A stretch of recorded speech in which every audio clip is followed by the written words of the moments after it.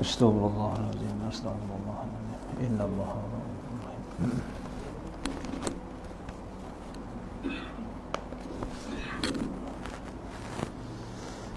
Assalamualaikum warahmatullahi wabarakatuh.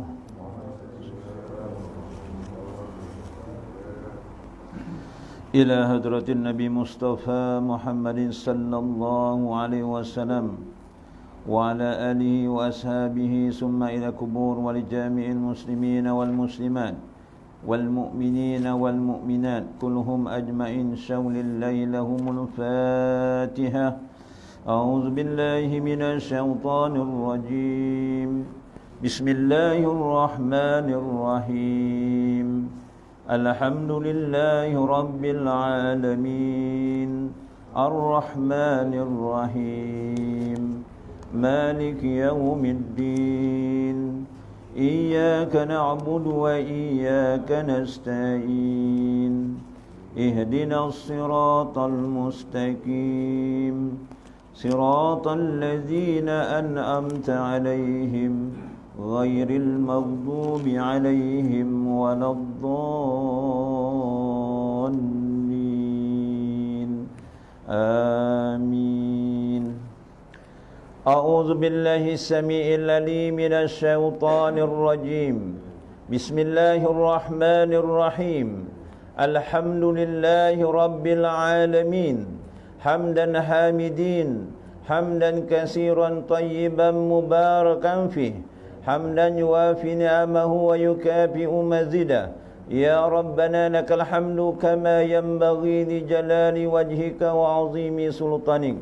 Allahumma salli ala sayyidina Muhammadin tibbil qulubi wa dawaiha wa afiyatil abdani wa sifaiha wa nuril absari wa diyaiha bihaqqil azamati zatika birahmatika ya arhamar rahimin. Allahumma amsayna alal fitratil islam wa kalimatil ikhlas wa ala dini Nabi Muhammadin sallallahu alaihi wasallam wa ala millatina abina Ibrahim alaihi salam hanifan muslima wa makana minal musyrikin. Allahumma ahrijna min zulumatil wahmi wa akrimna binuri fahmi waftah alaina bima'rifati ilmi wa nawwir qulubana kama nawarta samsa wal qamar wa sahhil lana abwaaba fadlik. Rabbana atina fid dunya hasanah wa fil akhirati hasanatan wa qina azaban nar. Wa sallallahu ala sayyidina Muhammad wa ala alihi wa sahbihi wa baraka wa sallam. Walhamdulillahi rabbil alamin. Taqabbalallahu minkum. A'udzu billahi samii'il 'aliim minasy syaithaanir rajiim. Bismillahirrahmanirrahim. Alhamdulillahi rabbil alamin. Wa bihi nasta'in ala umurid dunya waddin. Wassalatu wassalamu Muhammadin asrafil anbiya'i wal mursalin wa ala alihi wa sahbihi ajma'in. Qala Allah subhanahu wa ta'ala a'udzu billahi minasy syaithanir rajim. Walladzina amanu wa amilus solihati sanudkhiluhum jannatin tajri min tahtihal anhar khalidina fiha abada lahum fiha azwajum mutahharatun wa nudkhiluhum dhillan zalila. Sadaqallahul azim. Bismillahilladzi la yadurru ma'asmihi say'un fil ardi wala fis sama' wa huwas sami'ul alim. Bismillahi ma sya'allah la yasuqul khaira ilallah. Bismillahi ma sya'allah la yasrifu su'a ilallah. Bismillahi ma sya'allah ma kana min ni'matin faminallah. Bismillahi ma sya'allah la ya'ti bil hasanati ilallah. Bismillahi ma sya'allah la haula wa la quwata illa billah. Yang berbahagia lagi dikasihi Tuan Pengusi Surau Kampung Parit Haji Siddiq serta semua barisan ahli jawatan kuasanya. Yang dihormati tuan-tuan imam, tuan-tuan Bilal, yang dihormati para alim ulama, yang dihormati tuan-tuan guru, tuan-tuan haji, tuan-tuan hadirin hadirat dan anak-anak yang dikasihi lagi dirahmati Allah sekalian. Apa khabar semua? Kapare kape waras, alhamdulillah. Isonya uriki waraslah. Alhamdulillah. Terlebih dahulu marilah kita sama-sama bersyukur kepada Allah Subhanahu wa taala yang telah muliakan pada kita akan nikmat yang tidak terhitung, dan kita bersyukur pada Allah Subhanahu wa taala yang telah muliakan pada kita sebesar-besar nikmat, iaitu nikmat iman dan Islam.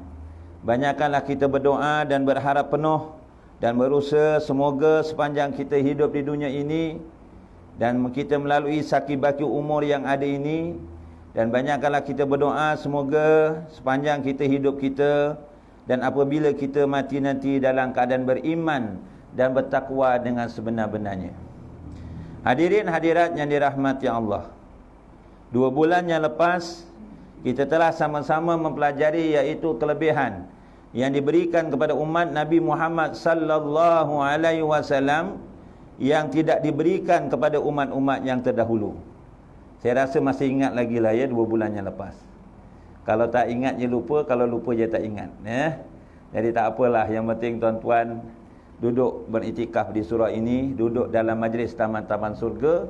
Mudah-mudahan kalau di dalam dunia ini kita rajin duduk dalam majlis taman-taman surga, insya-Allah besok dipermudahkan di akhirat menuju ke surga Allah Subhanahu wa taala. Hadirin hadirat yang dirahmati Allah, pada malam yang berbahagia ini, daripada lanjutan tersebut kita sama-samalah, bukan saya nak mengajar tuan-tuan. Tuan-tuan ni lagi para alim ulama.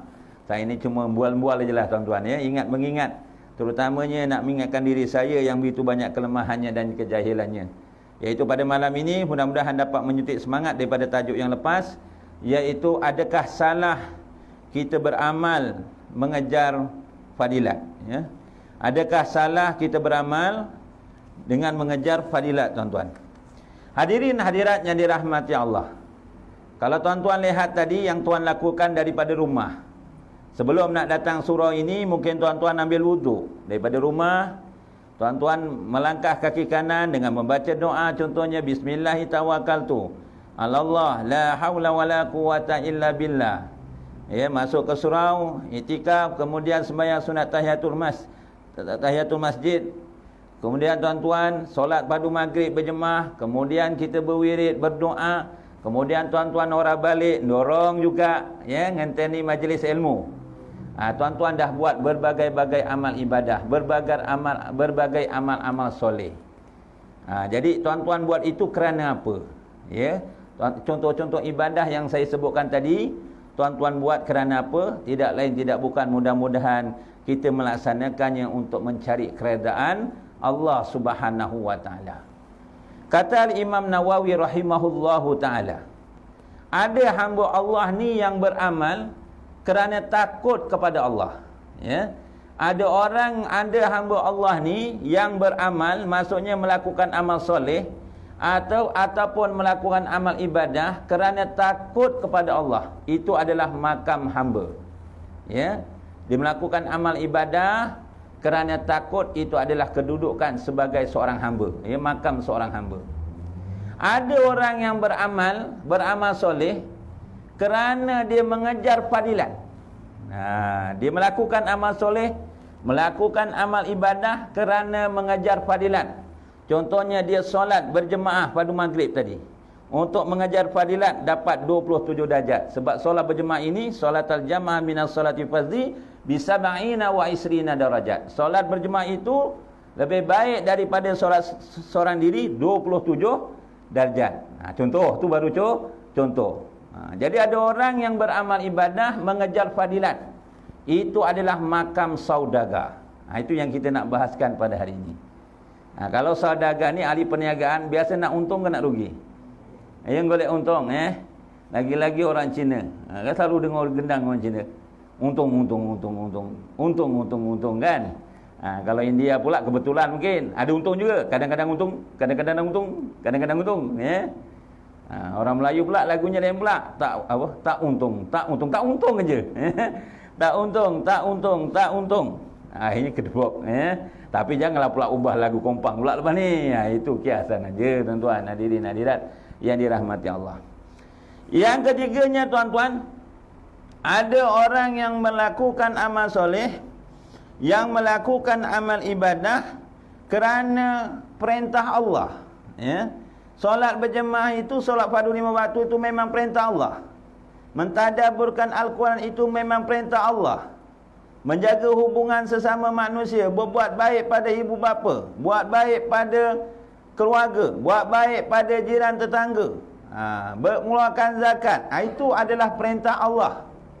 Itu dia buat beramal ibadah kerana perintah Allah. Itu adalah makam orang yang berilmu. Ada orang yang beramal ibadah, tuan-tuan hadirin hadirat yang dirahmati Allah, dia yakin apa yang diperbuat, apa yang dilakukan itu dia yakin dilihat oleh Allah. Apa yang dipercakap itu dia yakin didengar oleh Allah. Dan apa yang ada terlintas dalam hati, Allah Ta'ala maha mengetahui. Maksudnya beramal ibadah, dia yakin bahawa Allah Ta'ala melihat apa, mengetahui apa yang dilakukan. Itu adalah makam al-ihsan, ya, makam ihsan, ya. Dan makam yang paling tinggi, tuan-tuan, ya, makam yang paling tinggi iaitu orang yang beramal soleh kerana dia bersyukur kepada Allah. Itu adalah makam orang yang ikhlas, tuan-tuan. Tidak lain, tidak bukan. Kita contohnya ambil contohlah daripada Rasulullah sallallahu alaihi wasallam. Nabi Muhammad sallallahu alaihi wasallam kita jadikan qudwah, contoh yang terbaik, tauladan yang terbaik dalam kehidupan kita. Diceritakan oleh salah seorang isteri Rasulullah sallallahu alaihi wasallam, iaitu Sayyidatina Aisyah radhiyallahu anha. Dia pernah melihat Rasulullah SAW melaksanakan solat, ya, melaksanakan solat sehingga saking suwine, maksudnya dia mendirikan solat terlalu lama, tuan-tuan, sampai sikil bengkak, ya. Melaksanakan solat, lagi-lagi solat sunat, oleh kerana saking suwine dia qiyam sampai sikil bengkak, tuan-tuan. Saya bengkak juga, bukan kerana banyak solat sunat, tapi bengkaknya kerana gauk, tuan-tuan.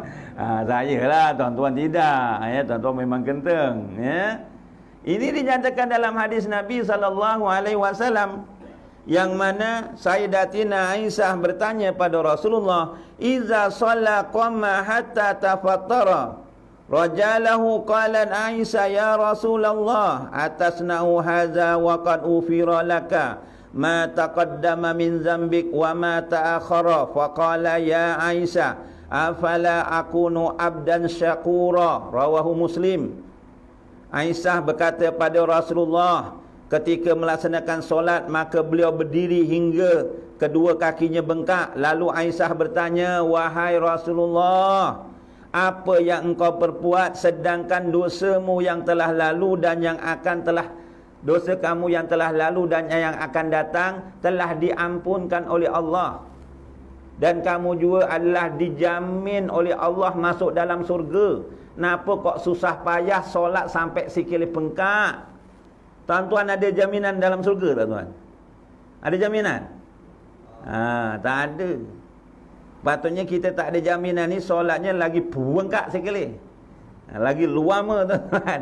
Ya, ni Rasulullah pun dah dijamin oleh Allah Subhanahu Wa Taala surga, pun Rasulullah berdirikan solat, ya, sehingga terlalu lama berdiri sampai kakinya bengkak. Lalu Rasulullah berjawab apa, tuan-tuan? "Ya Aisyah, afala akunu abdan syakura." Wahai Aisyah, bukankah seharusnya aku menjadi hamba Allah yang bersyukur? Adakah aku salah, aku beramal ibadah ini kerana aku bersyukur kepada Allah Subhanahu Wa Ta'ala. Sebab itu, tuan-tuan hadirin hadirat, amalkanlah satu doa yang Rasulullah ajarkan kepada Muaz bin Jabal. Ya, pada satu masa diceritakan dalam kitab Riyadhus Shalihin jilid yang ketiga, dan kitab-kitab yang lain pun ada menyatakan ketika itu Rasulullah solat bersama, di antaranya Muaz bin Jabal. Rasulullah pegang tangan Muaz, "Wahai Muaz, aku sayang kamu kerana Allah, dan amalkan, bacalah doa ini wahai Muaz setiap kali selepas solat. Lagi-lagi solat fardu ke solat sunat, amalkan doa yang pendek ini. Walaupun nampak pendek, tapi dia punya maknanya begitu mendalam. Allahumma a'inni ala zikrika wa syukrika wa husni ibadatik. Ya Allah, ya Tuhanku, tolonglah aku supaya sentiasa berzikir, sentiasa ingat pada Allah, dan sentiasa bersyukur pada Allah, dan sentiasa memperbaiki amal ibadah kita kerana Allah. Amalkan doa tu tuan-tuan. Jadi hadirin hadirat yang dirahmati Allah, adakah salah kita beramal ibadah mengejar fadilat tadi macam makam seorang saudagar? Salah tak salah tuan-tuan hadirin hadirat, kita ambillah contoh daripada sahabat Nabi sallallahu alaihi wasallam. Orang yang hidup bersama Nabi Muhammad sallallahu alaihi wasallam dan beriman apa yang dibawa oleh Rasulullah. Pada malam ini saya nak menceritakan seorang sahabat Nabi yang bernama Ibnu Umar, anak kepada Sayyidina Umar Al-Khattab. Masya-Allah. Kalau nak diceritakan bagaimana Sayyidina Umar mendidik anaknya, pernah satu masa diceritakan tuan-tuan dalam kitab Duratul Nasihin, dalam tajuk berkenaan meninggalkan cinta kepada dunia lah, lebih kurang itu tajuk dia. Satu masa anak Sayyidina Umar ni balik teko madrasah. Balik ki orang tahan, selalu diejek oleh anak kawan-kawannya yang lain. Anak Sayyidina Umar ni diejek oleh kawan-kawan yang lain. Diejek apa? Kerana anak Sayyidina Umar baju ni tampal-tampalan. Masa itu diceritakan Sayyidina Umar dah jadi khalifah Ar-Rasyidin, tapi anaknya pergi sekolah, pergi madrasah, baju ni tampalan. Anak tuan-tuan nono, lunga sekolah baju ni tampalan. Seorang gelem. Kok tampal, kasut nek tukok kes kasut getah RM2.40 kaya lunga noreh ke gelem apa? Warna putih. Seorang gelem. Nek seluar yo ono branded Adidas contohnya lah. Ini kena saman pula luar Adidas ni. Contoh. Ini jawab. Contoh. Tapi anak Sayyidina Umar balik mengadu tuan-tuan pada ayahnya kerana tak terlalu tahan. Selama ni sabar juga, tapi wes di wes ora tahan jugalah. Jadi anak Sayyidina Umar ni jumpa pada Sayyidina Umar, ayahnya, "Wahai ayahku, kawan-kawanku sering mengejekku. Kerana apa? Bajuku bertampal. Anak seorang pemimpin kok tampal-tampal baju ni." Yalah anak saya ngadu. Bapak yo melas tak? Nek tuan-tuan anaknya ngadu baju melas apa? Yo melas, kesian. Lalu Sayyidina Umar Al-Khattab jumpa kepada pegawai yang menjaga Baitul Mal. Kalau kita yang menjaga majlis agama Islam lah contohnya. Jadi Sayyidina Umar ni jumpa pada pegawai yang menjaga Baitul Mal, kata apa? "Wahai tuan, saya ni datang nak gunakan duit, nak hutang duit dululah, nak gunakan gaji dulu. 4 dirham, bukan banyak no, 4 dirham, bukan 400k ke 4 juta ke, tak, 4 dirham aja. Nanti di awal bulan tolaklah akan gajiku." Tolaklah akan gajiku. Agak-agak kalau kita ni kerja sebagai pegawai, yang nak hutang tadi tu MB contohnya, agak-agak banyak soal ke kita. Kok 4 dirham apa dekat jaluk KI kan, kasih aja. Tapi pegawai tuan tadi yang menjaga Baitul Mal sungguh amanah. Dia menjalankan tugas, dia tanya, "Wahai Amirul Mukminin, aku boleh bagi 4 dirham ini, tapi aku nak tanya, ada tak jaminan umur kamu sampai awal bulan? Ada tak jaminan umur kamu yang kamu yakin umur kamu sampai awal bulan? Ada jaminan?" Tak tahu. Sayyidina Umar Al-Khattab Amirul Mukminin terus sedih melilihkan air mata. Tidak ada jaminan. Nek koyo ngono ya aku ora jadi nyilih. Tapi tak cakap jauh lah tuan-tuan. Kalau macam itu aku tak jadi hutang. Tengok. Jadi apa ni? Amirul Mukminin pun cakap dengan anaknya, "Wahai anakku, kamu sekolahlah seperti biasa. Biarkanlah orang mengejek kamu. Biarlah hendaklah kamu sabar, yakinlah pahala menanti, surga menanti kamu besok di akhirat kelak." Tengok bagaimana anak Sayyidina Umar mendidik anaknya. Meletak di hatinya Allah, takwa, bukan diletakkan hatinya adalah makhluk, contohnya harta benda. Jadi Ibnu Umar ni adalah anak Sayyidina Umar. Anak Sayyidina Umar ni, Ibnu Umar ni diceritakan riwayat hidupnya, dia bersungguh-sungguh nak mengamalkan sunnah Nabi. Sunnah Nabi yang wajib sudah barang tentu. Sunnah yang sunat pun dia amalkan. Sekecil-kecilnya sampai sak keden-keden ni. Contohnya Ibnu Umar ni tuan-tuan. Dia kalau berjalan, dia ingat, aku lalu jalan ni, Rasulullah pernah lalu jalan ni lah. Rasulullah lalu jalan ni, dia buat U-turn lah. Dia tak cakap lah U-turn, ya, cakap bahasa Arab. Nanti kalau saya cakap bahasa Arab, tuan-tuan bingung pula. Ya, sebenarnya pun tak tahu juga. Rasulullah tengah lalu pernah, aku pernah lalu jalan ni, Rasulullah lalu jalan ni lah. Rasulullah sampai sini dia belok lah buat U-turn. Said Ibnu Umar, dia ingat Rasulullah U-turn lalu situ, dia pun U-turn juga, belok balik, patah balik. Padahal dia patah balik pun tak ada keperluan. Cuma dia ingat Rasulullah belok, dia belok. Rasulullah tunduk, dia tunduk. Masya Allah, tabarakallah. Jadi satu masa Ibnu Umar ni dia terdengar fadilat orang mengiringi jenazah. Dia terdengar fadilat orang mengiringi jenazah. Nek wong Jawa ngomong lu ngelayat. Kini sebut apa? Ngelayat. Nek wong Jawa. Ya, ngelayat dia. Kalau orang Melayu melawat. Lebih kuranglah, ya. Ibnu Umar ni dia terdengar hadis ataupun dia terdengar Rasulullah menerangkan kelebihan orang menziarahi jenazah. Dalam hadis Nabi SAW daripada Abu Hurairah, riwayat Rawahul Bukhari bilangan 45, dia mendengar Rasulullah bersabda, "Man taba'a janazata muslimin imanan wahtisaban wa kana ma'ahu hatta yusalla 'alaiha wa yafruha min dafniha fa innahu yarji'u minal ajri bi qiratain kullu qirati mislu Uhud." Apa kata Rasulullah? Barang siapa yang mengiringi jenazah, ya, lungong layat tapi mengharapkan keredaan Allah, itu kena jaga. Kita ni dalam beramal jauhkan maksiat zahir dan maksiat batin. Maksiat zahir ni dia lungong layat ke wis apilah, wis tinggal ke. Maksiat batin ni kadang-kadang kadang-kadang kita tak ambil berat. Dia pergi ngelayat, bagi mengiringi jenazah, niatnya semata-mata kerana Allah, mencari keredaan Allah, bukan nak dipuji orang. Kueki kok rajin tenan lah.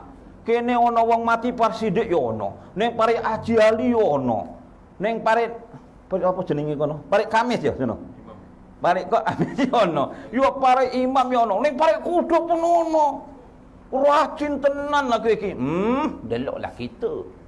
Kita memang dah rajin, keturunan kita memang rajin.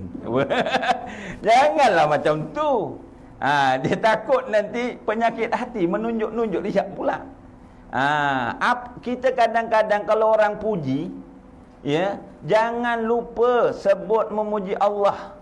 Bertahmid, alhamdulillah, dengan izin Allah saya taklah rajin. Mana ni lah, memang kita ni lah yang kita boleh dapat bantu saudara-saudara kita bagi penghormatan. Dan apa kurangnya kamu rajin juga. Kita ni kadang-kadang kalau orang puji dan sebagainya, kita lupa dengan Allah. Macam mana tuan ya mengurus surau ni? Begitu bersih, ekornya setiap dinding ada aircon, kapetnya tebal, tak cecak satu pun tak ada. Jemaahnya pun ramai, majlis ilmu setiap hari. Ini contoh, bukan pengusi sini, ini contoh. Jangan marah pula. Ini contoh, tuan-tuan, tak ada kaitan hidup ataupun mati. Hebat betul tuan yang mengurus. Saya memang itulah, jawatan kuasa ni termasuk saya, semua pencen-pencen pengurusan. Saya pengurusan bank, dia pengurusan JKR semua. Ada yang jusa pun ada. Saya menyusun ni strategi surau ni, mesyuarat ada minit. Memang ikut 4 masa. Kalau dia balik awal je, saya bagi warning. Pengurusan ni memang saya ada duit keluar dan masuk. Saya memang jaga. Itu hasil usaha ikhtiar saya. Jangan. Mana Allah? Patutnya dijawab setidaknya alhamdulillah dengan izin Allah. Jangan lupa.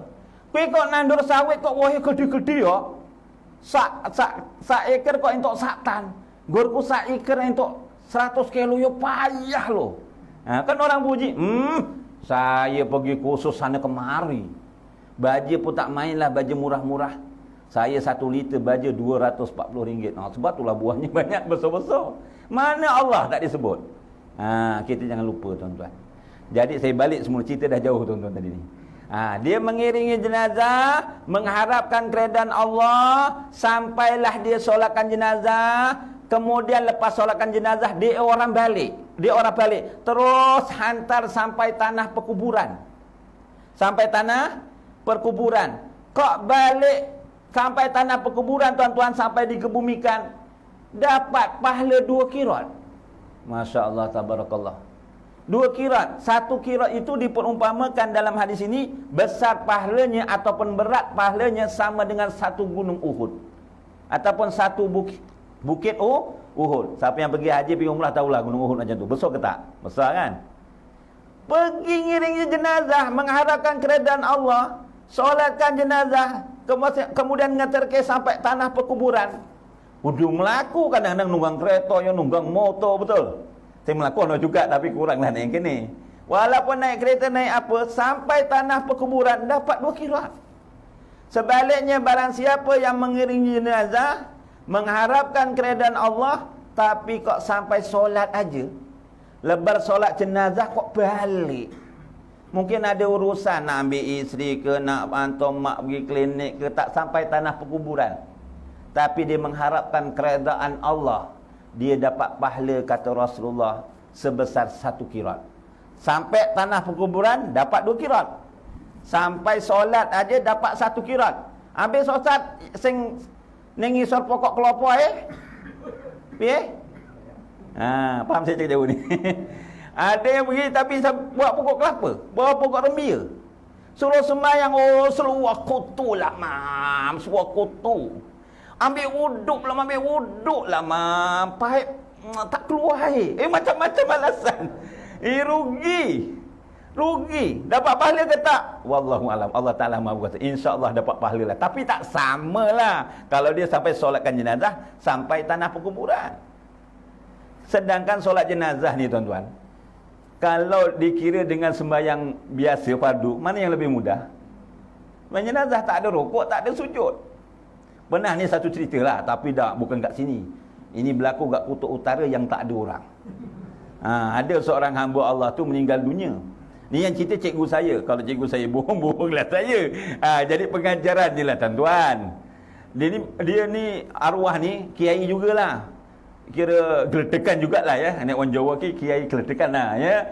Terkenal lah, pendakwah yang kira terkenal. Jadi satu masa kiai ni meninggal. Ono anak manggone ni Mesir. Orang ni kalau dulu kat Mesir, otak kita mesti belajar dekat Kairo ke kan, Universiti Al-Azhar kan. Jadi bapaknya meninggal, kebetulan anaknya Mesir tu memang neng rumah. Bapaknya meninggal. Jadi takkan imam arek imami. Yo nawar ke dhisik sapa anak-anake sing arek imami kan. Siapa yang nak imamkan jenazah ayahnya? Lagi-lagi kok anaknya tekan Mesir loh. Gek sing barep tu yang sulung. Saya ni kata dekat Jawa je, minta maaf lah ya. Nanti saya tukar translate ni. Jadi dia ditolak. Wis ora gelem, ditolak air. Ditarik-tarik. Yo terpaksa juga. Terpaksa juga anak sing barep ni yang kat Mesir. Dia pun solat jenazah, imam kat belakang. Dia pun solat jenazah lah. Sekali solat jenazah kok ada rokok. Ada sujud. Pak imam pun pening juga ni. Dah sebaya tak berbusuk, dia dah fikir macam-macam. Aku nak ikut ke tak? Ini bukan calang-calang. Belajar dekat Mesir, dekat Kairo, dah 8 tahun tak salah saya kat sana tu. Mungkin saya baca tak sampai bab ini kot, belajar kulit-kulit aja. Dia mungkin sampai dalam ni. Jadi Pak Imam pun ikut juga. Ikut juga, tak berani nak tanya lah. Dah habis gitu. Dah habis. Barulah tanya, orang pun terpinga-pinga juga. Tapi Pak Imam tanya, minta maaf bang, minta maaf. Minta maaf Syekh. Syekh ni kalau Syekh ni orang 40 orang yang berilmu lah ibaratnya. Syekh, ente saya tak minta maaf lah, saya ni mungkin belajar tak tinggi, tak sampai Mesir. Kenapa ente tadi sembahyang ada rukuk, ada sujud? Wah, bapak saya kemungkinan banyak dosanya. Sebab tu saya rukuk dan sujud betul-betul minta ampun kepada Allah. Belajar dengan siapa? Saya agak je. Rupanya dia pun tak tahu nak solat jenazah. Rupa-rupanya dekat Mesir tu bukan dia belajar, dia kontraktor buat rumah. Ini cerita betul lah tuan-tuan. Tapi mudah-mudahan jangan tak berlaku. Sebab itu tuan-tuan, Kata alim ulama tuan-tuan, kita kena wasiat setidak-tidaknya 4 perkara kepada orang yang hampir kepada kita. Kita wasiat atau pesan pada orang yang terhampir dalam kehidupan kita ni 4 perkara sebelum mati. Yang hampir dekat kita apa dekat rumah? Contohnya isteri kita, betul? Kalau isterinya ada 2, dua-dua kena pesan lah. Kalau berani, kalau tak berani satu-satu aja. Ya? Kena pesan. Kalau isterinya dah tak ada, ya anak-anak ni dorang karo anak ya? Sebaliknya gitu juga, pesan. Pertama apa tuan-tuan? Pesan pada isteri kita, kalau isteri ya. Yang kalau abang besok, yelah kita tak tahu, umur ni tak tahu. Kata orang Jawa ni ada 4 perkara yang di luar kemampuan kita. 5 perkara ni di luar kemampuan kita, kata orang Jawa. Tapi dalam Islam pun sama. Pertama, pasti, jodoh, wahyu, kudrat, bandan. Faham apa orang? Pertama, pasti mati. Tak ada yang tahu kita mati bila, betul? Itu Allah Ta'ala yang tahu, yang menentukan. Nombor 2, jodoh. Kita tahu. Ada tak yang duda sini? Harap rapi ni apa orang? Nak kahwin lagi tak? Tak nak. Aku sayang karo bojoku. Tup tahun depan dia kahwin dengan perempuan 20 tahun. Tak tahu betul? Jodoh tu namanya. Janganlah tunjuk. Ini tak ada. Contoh. Yang ketiga, wahyu, kudrat, rezeki. Bandan tu rezeki. Allah Ta'ala yang tentukan. Jadi tuan-tuan hadirin hadirat, yang besok kalau abang mati, yelah tak kira abang ke, tapi abang dulu abang pesan. Abang dah pesan ni, kalau ayang buat juga, abang tak dosa tau. Abang dah lepas sebab abang dah bagi tahu. Kalau abang mati besok, abangnya lah cakap gitu, sedih tau kita. Biasa macam gitulah. Cuma malam ni cuba balik Balik tak cakap macam tu. Dah pesan belum? Belum kan? Cuba balik cakap macam tu. Kenapa abang aku balik suruh ni hari ni lain pesen ni jadi. Tak apa, sampaikanlah. Sampai. Kalau abang mati, abang pesan ni, nangis biasa-biasa je lah. Janganlah abang mati besok meraung-raung. Abang jangan meraung-raung sampai tak ingat. Sampai di luar batasan, jangan. Nanti nyiksa abang dalam kubur. Semakin tinggi teriakan ayang, semakin teruk abang dalam kubur. Nangis biasa-biasalah, sedih abang. Ya Allah, begitu. Tak. Baca Al-Fatihah lagi bagus. Jangan teriak-teriak. Kalau kau nak kahwin lah, abang pun tak kisah. Contoh. Yang kedua, yang nak kahwin lagi jangan cakap. Jangan apa ni, meratap-ratap. Jangan pula abang mati alhamdulillah. Senyum pula. Patut bang fitnah macam-macam ni. Nombor 2, pesan apa wasiat nombor 2? Abang kalau mati besok, sekiranya abang mati ataupun ayang dulu pergi, pastikan kalau boleh yang sembahyangkan abang ni jangan kurang daripada 40 orang. Kalau 100 orang lagi bagus. Kalau lebih bang, yo lagi apik. Ni masa dah tak PKP ni mungkin boleh lah. Masa PKP ni sembahyang sunat sembahyang mayat gaib aja. Sekarang dah boleh pergi. Kalau boleh jangan kurang 40 orang. Seorang 2 orang sah bukan tak sah. Tapi kelebihan kalau 40 orang ini, kalau dalam hadis ni tuan-tuan, dan banyak lagi tuan-tuan, disembayangkan oleh orang lelaki yang tidak mempersekutuan Allah, akidahnya akidah yang tidak batal, ya. Kemudian dia melaksanakan sembahyang jenazah itu seramai 40 orang. Doanya diperkenankan, dimakbulkan oleh Allah. Mudah mendapat syafaat Rasulullah sallallahu alaihi wasallam. Sebab itu satu masa tuan-tuan. Tapi saya rasa orang Jawa dia jangan buat. Perkampungan tu kebanyakannya orang Banjar. Mungkin sini ada orang Banjar ya. Tak tahulah sini buat lagi ke tak. Ada kawan saya tu, maknya meninggal dunia. Dia terus pergi bank. Mayatnya belum diurus lagi, dia pergi bank. Nak buat apa pergi bank? Tak cukup duit katnya. Weh, dia tukar duit RM5 sak ni. Orang gawe apa ke? Dia lepok ke sampul. Lepok ke ni masukkan sampul. Siap ada cop. Ada cop. Mungkin kebetulan dia ada cop lah katnya. Takkan orang dah meninggal dunia sempat nak buat cop. Rubber stamp tu apa? Cop tu mana sempat kan? Ada siap alamat. Dekat sampul dalamnya ada duit RM5. Kenapa RM5? RM50 lah kan. Rupanya dia buat apa? Dia bagi orang ni suruh bagi setiap kampung-kampung yang berhampiran ni. Bagi tahu. Nanti pukul 9 ni ada ni Allah yarham ni telah ni Hajah ni telah meninggal dunia. Disembahyangkan pukul 9 datang ya. Ada alamatnya kat sampul tu. Kasih duit buat apa? Buat beli minyak lah agaknya. Ataupun dititipkan pahalanya untuk arwahnya. Jadi saya tengok ramai juga. Disebarkan gitu. Macam mana dia buat? Itu zaman Rasulullah memang tak ada buat. Mungkin tu di antara usahanya untuk meramaikan orang hadir sembahyang jenazah. Tapi sini sudah tak ada lah tuan-tuan. Yang ketiganya, pesan apa tuan-tuan? Di antara pesanan, wasiat. Kalau besok abang mati, contohnya, sekiranya abang mati nanti, kuburkanlah tempat mana yang abang tinggal. Abang tinggal kat mana, itulah kuburkan dekat situ. Kalau abang mati dekat Australia, kuburkanlah dekat Australia. Kalau abang mati dekat Pulau Langkawi, dekat Langkawi lah. Tapi kalau wasiat tempat kubur ni, yang patut-patutlah, jangan dia mati dekat Parit Sidik, kuburkan abang dekat kubur Bakek. Kubur Bakek, macam mana nak tahu dekat Bakek dan dekat Madinah? Orang kat Madinah pun belum tentu dapat dekat Bakek. Tapi kalau wasiat tu macam mana? Boleh dilaksanakan atau tidak? Kalau tak boleh, tak apa. Yang keempatnya, ni kadang-kadang kita lupa. Termasuklah yang cakap ni.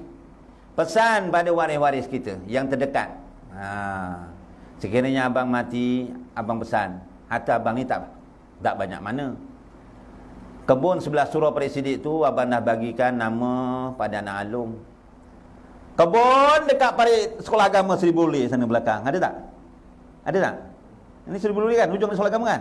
Ya, macam kebunnya. Ini anak nombor 2. Kebun yang belah sana, yang dekat jalan besar tu, ini anak nombor 3. Semua dapat Cuma ada 3 kebun ni abang rasa tak mampu lagi nak uruskan. Jadi harta pusaka lah ni, tak ada nama lagi. Jadi abang harap bagikan harta pusaka ni ikut faraid Jangan bergaduh.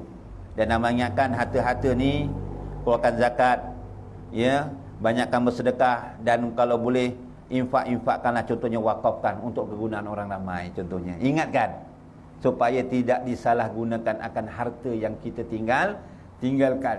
Sebab itu tuan-tuan, apabila seseorang itu belum mati lagi, tengah menghadapi sakaratul maut, tengah nazak lah senang cerita, kita belum mati lagi, tengah nazak, dah 5 perkara akan menanti kita. 5 perkara ni dah menanti kita. Kita belum mati lagi ni tuan-tuan, dah 5 perkara menanti kita tengah nazak. Pertama yang dinanti adalah harta kita. Sebab itu alangkah ruginya kalau dalam dunia kita sibuk sediakan harta, tapi kita lupa tentang waris kita, keluarga kita, solat ataupun tidak, baca Quran ataupun tidak, akidahnya macam mana, tutup aurah atau tidak, kita tak ambil tahu. Akhirnya kita mati meninggalkan harta banyak, tetapi warisnya bukan orang yang soleh dan soleha. Ya Allah, ruginya. Kita tengah nazak gitu, dijauhkan, mohon perlindungan dengan Allah. Kita tengah nazak gitu, anaknya, bila bapak kita nak mati, elong semalam macam ni juga, tapi tak jalan-jalan pula. Dah tak tahan aku nak dapat harta yang sebelah sana tu. Kan? Tapi kalau anaknya anak yang soleh dan solah, dia tak fikirkan harta. Dia dekat dengan ayahnya, baca surah Yasin, baca surah Ra'du, dia ajarkan mengucap. Berbeza tuan-tuan. Yang keduanya, apa yang dinanti, nyawanya dinanti oleh malaikat maut. Yang ketiga, daging kita ni telah dinanti oleh ulat. Yang keempat, tulang kita dinanti oleh tanah. Dan yang kelima, inilah yang kelima yang kita harapkan.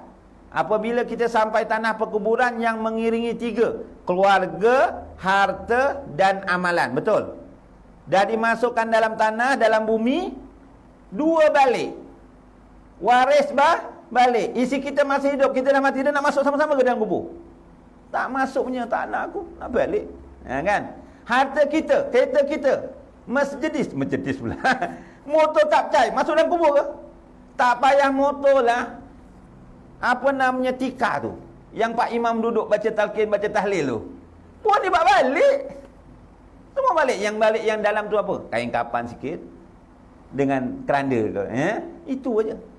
Dan yang ketiga, yang 2 balik, 1 aja amalan kita. Amalan kita tu pun dah dinanti. Dinanti siapa? Ketika dalam hidupnya, contohnya dia ada menzalimi orang, menginyanya orang, memfitnah orang contohnya. Dalam masa hidupnya dia curi harta orang. Dalam masa hidupnya dia curi sawit 3 tandan. Dekat kubur besok dekat akhirat, bayar dengan sawit ke? Bayar dengan apa? Bayar dengan pahala. Nanti saya terangkan. Dalam masa hidup dia bergaduh, suku tumbuk orang. Habis itu bayar dengan apa? Bayar dengan pahala. Itu yang takut besok amalan kita dinanti oleh orang. Jadi kita kena jaga-jaga tuan-tuan. Jadi 4 perkara tu kita kena prihatin, ya. Pesan-pesan pada waris yang terdekat. Hadirin hadiratnya dirahmati Allah. Kalau kita lihat tadi, Ibnu Umar tuan-tuan, dia nak pastikan betul ke ya fadilat menguruskan jenazah ni kok besomno. Sampai tanah perkuburan kok dapat 2 qirat, sampai sembahyang kok dapat 1 qirat. Lalu Ibnu Umar ni nak pastikan kok besar sangat dia punya ganjaran ni mengiringi jenazah. Lalu dia bertemu dengan Sayyidatina Aisyah. Wahai Aisyah, wahai Sayyidatina Aisyah, betul ke Rasulullah dalam masa hidupnya dia ada menyatakan orang yang mengiringi jenazah mengharapkan keredaan Allah sampai tanah perkuburan dapat 2 qirat, sampai solat dapat 1 qirat. Lalu kata Sayyidatina Aisyah radhiyallahu anha, "Ya, aku memang dengar Rasulullah menyatakan sedemikian rupa." Lalu kata Ibnu Umar, "Alangkah ruginya aku selama ini membiarkan pahala mengiringi jenazah berlalu begitu sahaja." Jadi tak rugilah tuan-tuan. Tak salah mengejar fadilat. Satu lagi tuan-tuan, dah insya belum? Belum. Satu lagi saya nak ambil satu contoh. Ulama salaf. Guru ini adalah kepada Imam Bukhari. Guru ini juga adalah Imam Muslim. Guru ini juga guru kepada Imam Abu Daud. Ya. Guru itu namanya Syekh Ubaidillah bin Umar Al-Qawariri. Bagaimana Syekh Ubaidillah tuan-tuan hadirin hadirat mengejar fadilat solat fardu isyak berjemaah. Satu masa tuan-tuan Syekh Ubaidillah ni sembahyang maghrib. Lepas sembahyang maghrib dapat perhabaran bahawa ada tetamu datang ke rumah. Syekh Ubaidillah balik. Sebab melayan tetamu fadilatnya begitu besar. Syekh Ubaidillah balik. Sebab apa tuan-tuan? Rumah apa yang paling diberkati oleh Allah selepas masjid dan surau? Rumah apa? Rumah yang sering didatangi oleh tetamu. Jadi kita kena bimbang, kena risau kalau rumah kita dah lama tetamu tak datang. Jangan suka pula. Semalam raya haji, alhamdulillah yang adik-beradik abang semua tak datang. Alhamdulillah. Alhamdulillah. Sebab dia ada korban sunat dekat rumah masing-masing. Kalau dia datang yang minyak makan kita 5 kilo tu RM42 habis cepat. Selamatlah sikit. Ataupun selamat yang rumah kita tak berkecah. Anak saudara awak tu, anaknya ramai kecil-kecil. Kalau dia duduk diam tak apa. Ini macam boboy kuasa 5. Saya pun ada anak kecil dulu. Kalau datang rumah orang, ya Allah, masuk mesin basuh. Kan ada. Masuk peti ais pun pernah yang gembor tu. Masuk apa namanya tu? Periuk. Ya Allah, kadang yang napalah bawa anak ni. Kadang-kadang nyambat je, kadang-kadang ya. Orang anak ustaz kau ngono pencicilan ya, siapa je lah. Kita kena sabar. Sebab apa kata Rasulullah dalam pengajaran hadis? One person pula apa ni? Seorang yang tetamu datang ni bawa 1000 rahmat, bawa 1000 berkat. Setiap tetamu yang datang seorang. Kalau satu van yang datang, berapa banyak rahmat, berapa berkat yang tetamu tu datang. Sebab itu tuan-tuan, Syekh Ubaidillah ni dilayan tetamu cukup baik. Tuan-tuan nanti balik rumah buka Az-Zariyat ayat 25 hingga 28 tak salah saya. Contoh yang terbaik nak melayan tetamu ni Rasulullah sudah barang tentu. Dalam ayat Quran tersebut Nabi Ibrahim. Nabi Ibrahim tuan-tuan, kalau tetamu datang melainkan bulan Ramadan je lah kalau kita lah, dia sediakan air setidak-tidaknya jamuan secepat mungkin. Jangan dilengah-lengahkan. Macam tuan-tuan surau tadi, saya datang siap sediakan air 2 botol lagi. Ini yang jempol. Ini kalau fresh sore lagi lah jempol. Tak ada pun. Gurau aja. Ustaz ni dah kasih air tak fresh sore pula. Ni contoh ini apa ni? Baru duduk dah ayam tu. Masya Allah, tabarakallah. Yang kedua, Dalam ayat tersebut, jangan ditareni. Tareni tahu? Dipelawa. Nak minum sarapan? Dah sarapan? Kalau belum, saya sediakan sarapan pagi. Janganlah ditanya. Kalau dia tak nak, jangan susah-susah. Dalam hati susah sangat kan. Jangan. Melainkan kalau dia datang tu biasa orang puasa sunat. Contohnya dia datang hari Ashura 10 Muharram. Tak apa tanya. Minta maaf, Haji puasa tak hari ni? Tu tak apa. Minta maaf saya puasa. Kalau dia puasa janganlah disediakan. Kalau boleh dibungkuskan, itu yang bagus. Tak bungkuskan pun tak apa. Azan dulu, nanti kita sambung sikit lagi. Sampai bungkus tadi takut saya lupa.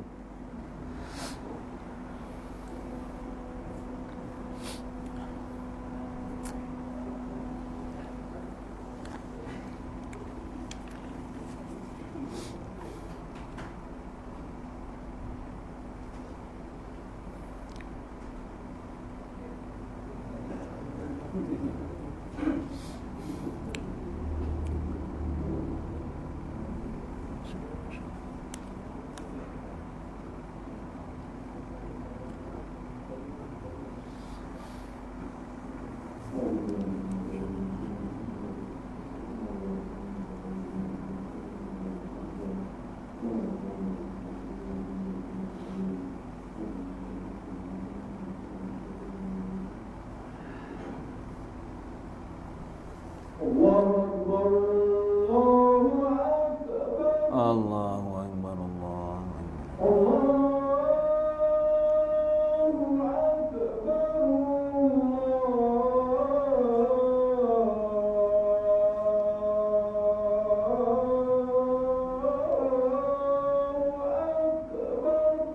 Allah.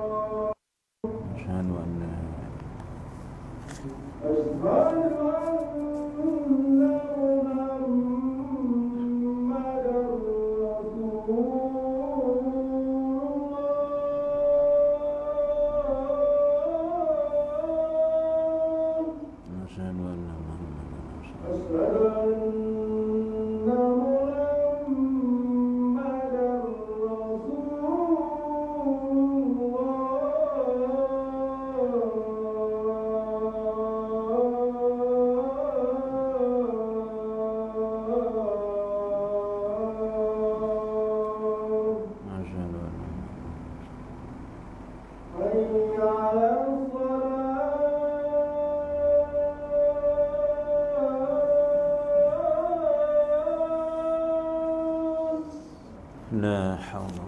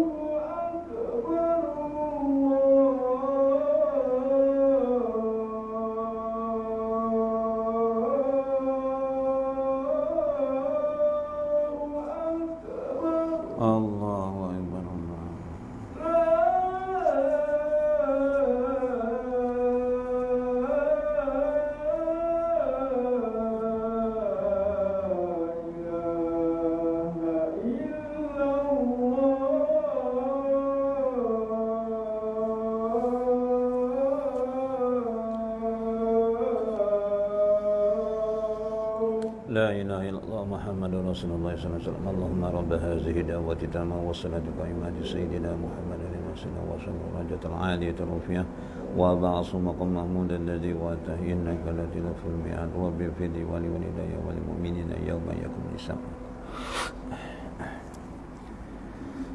Tuan-tuan hadirin hadirat, sikit lagi tuan-tuan ya. Nabi Ibrahim tadi dia ada tetamu datang. Sebenarnya yang tetamu datang tu adalah malaikat. Kalau nak cerita tu panjang lah, next month lah ya. Yang pertama tuan-tuan tadi, tetamu datang, Nabi Ibrahim jangan lambat-lambat mengeluarkan jamuan, setidak-tidaknya air. Yang keduanya, jangan ditareni, melainkan contohnya kalau dia datang tu biasanya orang puasa sunat tanya. Yang ketiga, jangan diuar-uarkan jamuan yang nak dihidangkan. Ikut adabnya. Yelah, kita ni kadang-kadang lagi-lagi orang Jawa, kalau anaknya 5, sekali mantu yang gede ke rumah. Ya, 5 anak, 5 buah bilik. 5 perempuan buat tu. Dah berumah tangga semua dibawa suami. Dah sebesar-besarnya, sekeden-keden rumah karek wong loro. Ya, tinggal suami, isteri. Suaminya pula tiba-tiba ada tetamu datang. Dia dekat depan, isterinya dekat belakang sana. Dia jerit-jerit nak sediakan jamuan. Masuk-masuk. Dia jerit isteri ingat belakang. Datuk tu panggil makmu aje. Kalau yang muda masih panggil darling ke anja kan. Contohlah, makmu, ana tetamu teko ki. Gawe ke kopi yo. Dijerit daripada depan sampai dapur. Tetamu ada tu. Dengan keluarkan jemput-jemput yang sarapan pagi tadi tak habis ya. Aduh. Dia jerit pada ruang tamu sampai dapur sana. Nabi Ibrahim tidak. Walaupun ada isterinya, Nabi Ibrahim masuk senyap-senyap dalam rumah. Dia keluar bawa anak sapi yang telah siap dipanggang. Anak lembu yang gemuk yang siap dipanggang dikeluarkan. Padahal yang datang tu malaikat. Malaikat makan tak? Tak makan. Jadi tuan-tuan janganlah menjerit. Makmu, gawe ke kopi ke pres ya. Kalau lemet pisangnya gawe ngarep ono tetamu teko ki. Memanglah tak lokek, tapi dari segi adabnya kurang. Pergi dalam dia bawa ke depan. Lagi satu, jangan lama dah dia bual kawan satu maktab pergi haji. Suruh singgah rumah jumpa kat pasar petani depan tu. Singgahlah ni rumah, mampir rumahku ngarep air lo. Ialah kawan satu maktab haji, buahnya rancak tu. Mari kita malam Muzdalifah ya macam ni ya, kita melontar macam ni ya. Sampai setengah jam. Dah pegang dah. Dah pegang. Tak faham-faham dah tengok jam. Keluarkan lain. Dan kemudian apabila dah dihidangkan, dia nak dah dihidangkan, persilakan makan. Dan Quran surah apa? Surah persilakan makan. Dan kalau dia nak ambil lauk jauh tu, sampai mungkuk-mungkuk gitu, jangan dibiarkan. Kita tuannya ambil dekatkan. Tengok sumulnya ajaran Islam ya. Sampai nak layan tetamu pun diajar. Tetamu yang datang bawa 1000 rahmat, bawa 1000 berkat, one person. Jadi si Ubaidillah ni patutlah dia balik. Dia boleh cakap, aku sembayanglah dengan Tani Isak, balik di sini ya. Kalau balik Isak teko. Boleh. Tapi si Ubaidillah dia balik layan tetamu sampai tetamu ini kerasan. Orang Jawa ngomong kerasan. Orang balik-balik. Dah masuk waktu Isyak tak balik. Kebetulan dia balik dah lewat sikit. Waktu Isyak ibaratnya dah 10 minit berlalu, barulah tetamu tu balik. Agak-agak kita tuan-tuan, kalau saya lah bukan tuan-tuan, tetamunya balik dah 10 minit masuk waktu Isyak. Agak-agak saya nak pergi surau ke tak ya? Saya mungkin sangka, alah sembahyang rumah je lah. Neng rumah, wis seorang uman, wis entek-entek, kan? Itu saya tuan-tuan. Tapi Syekh Ubaidillah, walaupun waktu Isyak tu dah berlalu, Syekh Ubaidillah perjalanannya agak dilajukan kerana nak mengejar solat padu Isyak berjemaah di masjid. Tak dapat makmum muafiq, dapat makmum masbuk, jadilah. Tapi wis tekan masjid, wis peteng, dah gelap, pintu dah rapat, bermakna dah balik. Syekh Ubaidillah pun sedih. Lagi-lagi dia teringat pengajaran hadis, solat berjemaah lebih baik solat bersendirian 27 darajat. Lagilah sedih, berlinangan air mata diceritakan. Tuan-tuan kalau tertinggal solat berjemaah berlinangan air mata tak? Saya biasa tuan-tuan, sado bisa pukul 4. Awak kesel, balik kerja kalau macam ni pukul 6.30. Baliknya pukul 11 malam sampai rumah. Kadang-kadang keseturunnya pukul 1, pukul 4 sado. Nanti dululah. Nanti dulu turun meneh. Yo 6.30 sadare. Biasanya ngono lah, 6.30. Agak-agak kalau kita tertinggal sembahyang padu subuh berjemaah dekat masjid kat surau, sedih tak? Ya Allah, yang kamu tertinggal solat padu jemaah. Ada macam tu. Macam tak ada apa-apa, isonolah. Selamat ni orang kok. Dina jemaah imamnya baca surah Sejadah dua wall orang tentek. Itu saya. Saya umbah inilah tidak, dia sedih. Dia balik diceritakan tuan-tuan, oleh kerana dia tertinggal solat padu isyak berjemaah tadi mengejar fadilatnya, dia diceritakan dia ulang sembahyang padu isyak itu sebanyak 27 kali. 27 kali darab dengan 4. Berapa rakaat? 108 rakaat. Tuan-tuan pernah sembahyang 108 rakaat? Mungkin tuan-tuan pernah lah. Saya macam belum pernah lagi. Tak payahlah. Kita kadang-kadang bulan Ramadan, 10 akhir Ramadan, malam 21, barisan hadapan 20 rakaat, 3 rakaat sembahyang witir. Malam 22, baris belakang. Nak buat berapa? 8. Malam 23, baris depan lagi. Malam 24, belakang lagi. Malam 25, depan lagi. Tak konsisten. Tak istiqamah. Macam mana nak dapat malam Lailatul Qadar? Dapat anak Lailatul Qadar mungkinlah.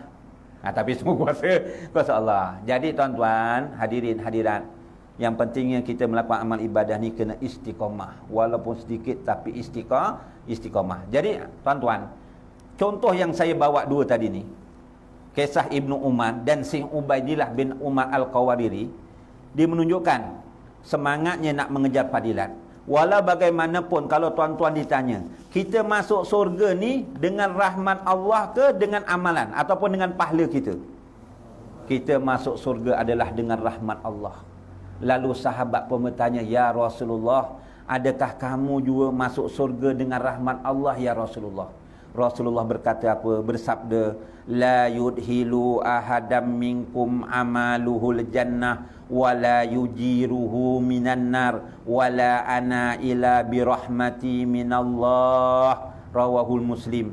Kata Rasulullah, tidak ada amalan seseorang pun yang membolehkan dia masuk surga, dan tak ada amalan seseorang pun yang menyelamatkan daripada neraka, tidak juga denganku, maksudnya termasuklah diri Rasulullah, kecuali dengan rahmat Allah. Maksudnya Rasulullah masuk surga pun dengan rahmat Allah. Jadi nak koyong gono apa kok golek pahala? Nak buat apa cari pahala?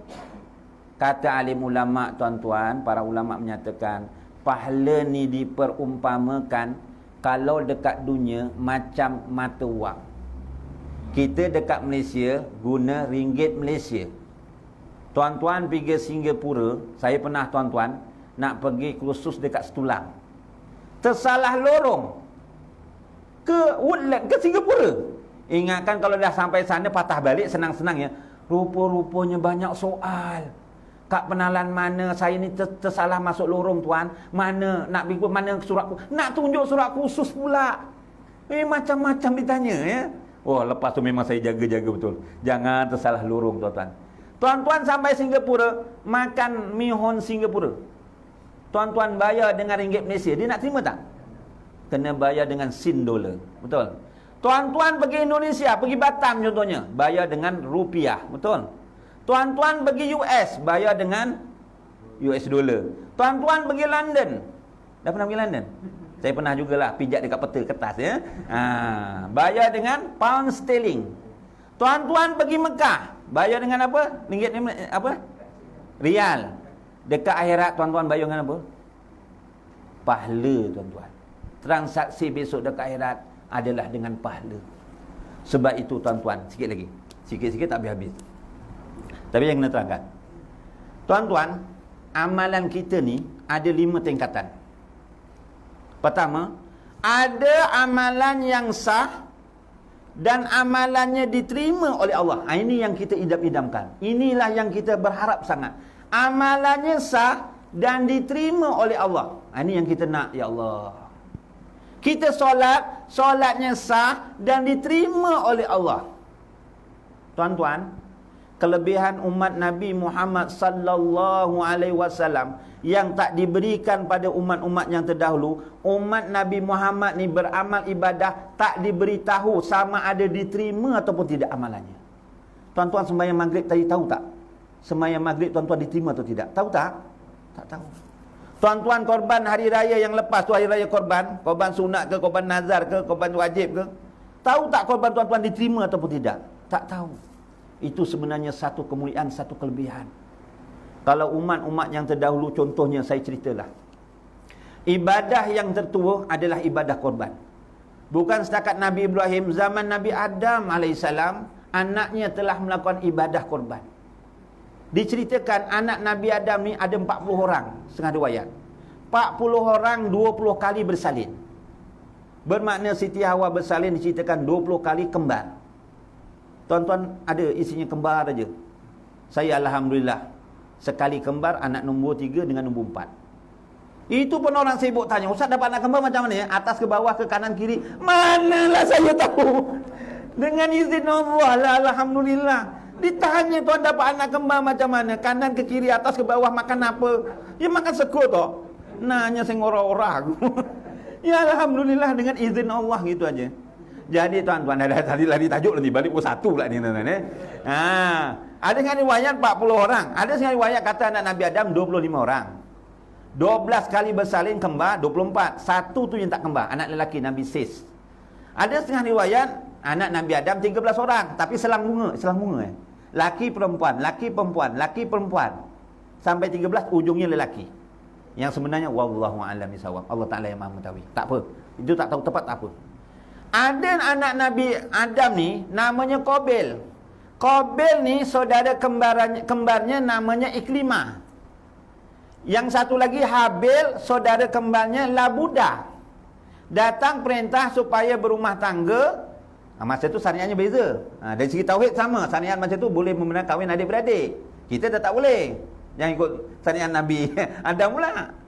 Jadi Qabil ni disuruh kahwin dengan saudara kembar Habil, namanya Labuda. Sing Habil pula kon rabi, kon kahwin karo kembari Qabil, jenenge Iklimah. Jadi Qabil ki ora gelem. Jakat jauh pula. Qabil ni tak nak. Kenapa? Aku rabi juga karo saudara kembarku Iklimah. Saya nak kahwin juga dengan Iklimah. Saya tak nak dengan Labuda. Kenapa? Diceritakan Labuda rayu. Aku arek sing ayu juga saudara kembarku Iklimah. Jadi dia tak nak. Oleh kerana tak nak, Allah Taala perintahkan supaya buat korban. Maka diceritakan Qabil ni bekerja sebagai seorang petani, dia telah mengeluarkan korbannya, hasil pertaniannya ibaratnya gandum yang tak berkualiti. Patutnya dikeluarkan gandum yang baik nak buat korban. Sing panjang-panjang ngono ibaratnya beras. Iki beras hancur dikeluarkan. Manakala Habil dia bekerja sebagai seorang peternak, dia telah berkorban kambing yang paling baik. Tapi tak cakap baik itu. Kambing yang paling lemu. Lalu dipersembahkan. Masa itu diceritakan Allah Ta'ala bagi tahu keluar cahaya daripada langit menyambar. Ya, korban siapa ni? Habil. Jadi korban Habil lah yang diterima oleh Allah Subhanahu wa Ta'ala. Korban tuan-tuan tahu tak diterima tidak? Korban ni Haji Marto. Wangi dagingnya. Korban ni Haji Sirat. Kok apek? Wah kacau tuan-tuan. Apa tahu? Busuk. Ya. Kenapa hikmahnya solat kita, contohnya ibadah puasa kita tak diberitahu terima atau tidak? Rupa-rupanya kata para alim ulama, hikmahnya kemuliaan supaya kita ini ada perasaan khauf, ada perasaan rojak, ada perasaan takut kepada Allah, ada perasaan apa ni? Berharap kepada Allah. Kita solat, kita takut solat kita ni diterima atau tidak, ya Allah. Jadi dia sentiasa berusaha nak memperbaiki solat. Mudah-mudahan solatnya diterima oleh Allah. Ya Allah, aku selama ni solat aku ni, wuduk aku betul ke tidak, aku nak memperbaiki, ya Allah. Ya Allah, bacaan solat aku ni, Fatihah aku ni betul ke tidak, ya, macam tonggang yang macam kinjeng arak cewek bacaannya, ya Allah. Contohlah, aku nak berguru, ya Allah. Dia sentiasa memperbaiki kerana ada perasaan takut, dan kemudian supaya ada perasaan berharap kepada Allah, supaya oleh Allah. Yang kedua, ada amal ibadahnya tak sah dan tak diterima oleh Allah. Faham? Ibaratnya solat pinggang dia wes korek ceklek lo bayang. Urukan yang ya Allah dimek-mek gitu loh. Ni bahasa kampung lah tuan. Dimek-mek ni pun tak faham. Dimek-mek. Isinya pun bangun. Patutnya apa salahnya? Abang sakit ya Allah. Boleh bismillahirrahmanirrahim. Ngono. Ini disengkreng-sengkreng. Wis tuwa monjo, siti-siti njaluk urut. Nah contohnya. Duit te akeh lu ngolah urut ning kono. Jumpa Kang Kaci Imam kaya sing pandai urut. Ngono, disengkreng-sengkreng. Lepas tu cakap apa? Daripada ngurut abang, biar aku sembahyang sunat tahajud tak apa. Dapat pahala. Ditinggalkan suaminya, dia ambil wuduk sembahyang sunat tahajud. Tahajudnya sah tak? Sah. Tapi tuan-tuan dikhawatiri solatnya tak diterima oleh Allah kerana dia solat dalam keadaan suaminya marah. Itu contoh. Nak cerita lagi banyak. Yang keempat, ada yang ibadahnya sah, diterima oleh Allah, dapat pahala, kemudian dipadam. Pahalanya dipadam. Contohnya kenapa? Sebab dalam beramal ibadah tak lama, kemudian kejap ke lama, dia suka nyebut-nyebut, suka ngungkit-ngungkit balik kebaikan yang dilakukan. Ini contoh ya, bukan orang sini ya, jangan marah pula. Contoh, tak ada kaitan yang hidup ataupun yang mati. Kau dekat surau tu rasa sejuk tak? Rasa? Sebab apa sejuk? Ada kipas helikopter. Ini ada kipas helikopter tak? Tak ada kan, jadi orang tak terasa. Kalau cerita rekod ni terasa dia ni. Ada kipas helikopter. Iyalah. Kau tahu siapa yang bagi kipas helikopter tu? Tak tahu? Tak tahu. Analah yang bagi. Analah yang bagi. Wah, niat nak menunjuk. Kau bagi tahu ya kawan-kawan semua tu. Wah, lagi lah banyak. Mula-mula dah okey dah. 2 bulan dia cerita nak mengungkit semula. Habis. Padam balanya. Kadang-kadang isteri dengan suami pun gitu. Jangan diungkit-ungkit. Dah tolong ikhlas lah.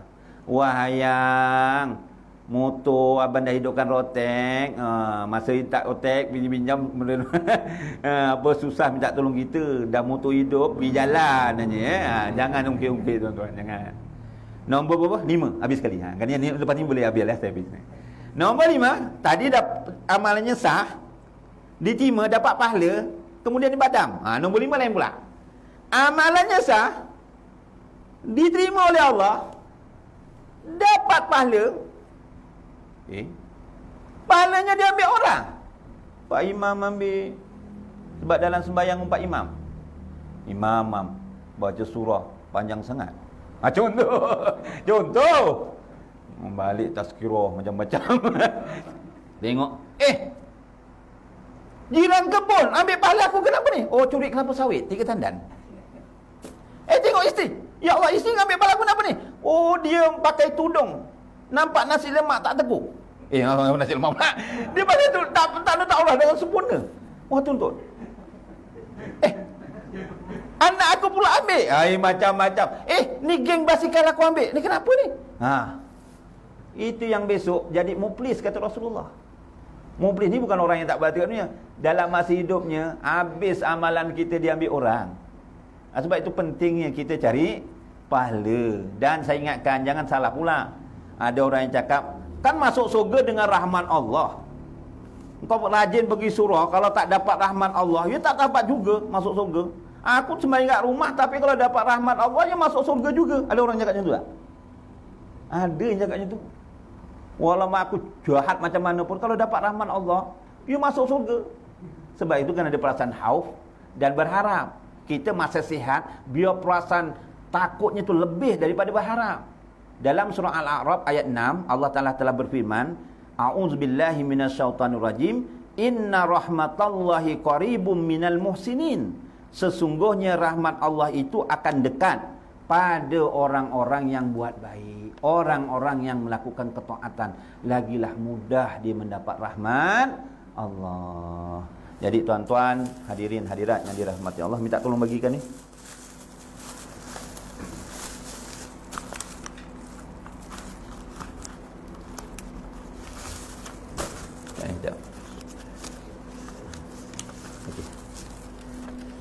Okey, ni pendek aja tuan-tuan doa ni. Tuan-tuan dah pukul 9 tuan-tuan. Wah, nanti di Senin ni orang rumah. Kakangku kok orang balik-balik. Saya tak kisah pasal dia dah balik malam. Tuan-tuan, tuan-tuan kalau nak beli kitab ni, dekat atas tu ada tulis tu. Saya nak beli kitab ni tunjuk aja. Kalau tak pandai nak sebut. 40 hadis peringatan tentang kubur dan kematian yang ditulis oleh Syekh Tuan Guru Syekh Muhammad bin Haji Jul tuan-tuan. Pertama ni doa, kita minta pengakhiran hayat kita dalam keadaan husnul khatimah.